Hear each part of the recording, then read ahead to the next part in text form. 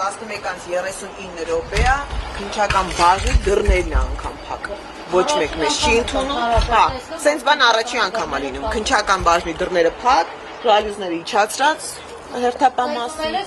Հա, ու դուռը չեն բացում։ Դեր ձերբակալվածներին չեն տեղափոխել այստեղ։ Ձերբակալվածներին արդեն ԶՊՎ-ից դուրս են բերել։ Բայց այստեղ չեն տեղեկություն չունեք։ Ես տեղեկություն չունեմ, որովհետև դուռը փակ է։ Մեզ ոչ մեկ չի ընդունում։ Այսինքն պետք է դուռը բաց լինի, մենք ներս բարձրանանք քննիչի մոտ։ Փաստաբաններն եք, ինչ հիմքով չեն թույլատրում։ Դուռը չեն Որ հիմա ասում եք ինչ են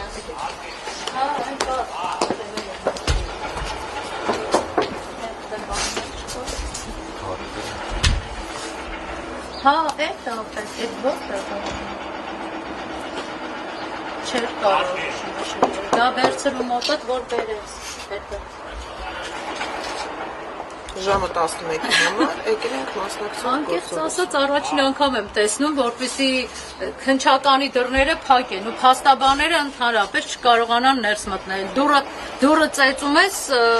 ժալյուզ կարող ես տեղափոխել են այս քննչականը գոյություն չունի։ Արձանագրենք, որ մենք ինչ որ մեկի տուն չենք գնում, էլի։ Մենք ոչ մեկի տուն չենք գնում, մենք եկել ենք քննչական բաժին, պետական հիմնարկ,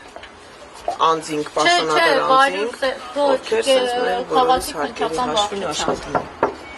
Ներողություն, երեխու զարկել են բնակարանը եւ այնտեղ քննիչներն ասում են, որ ոչինչ չեն գտել։ Իսկ առավոտը մեղադրանք է առաջադրվում, այդ ոնց է, ինչ է։ Ուրեմն ոչինչ չեն գտել, ոչինչ չեն կարող գտնել, ուզում է քննեն 1 ամիս, ուզում է քննեն 10 տարի։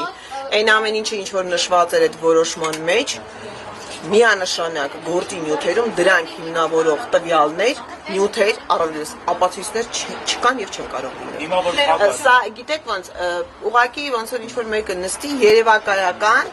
այ մի հատ շարադրություն գրենք։ Ամառային արձակուրդները ինչպես անցկացրեցիր ու դու ուզենաս տենց գրես։ Դրա մասին է ընդամենը։ Այսինքն որևէ տվյալ, որը որ նշված էր այդ որոշման մեջ, հաստատված չէ եւ չի կարող հաստատվել։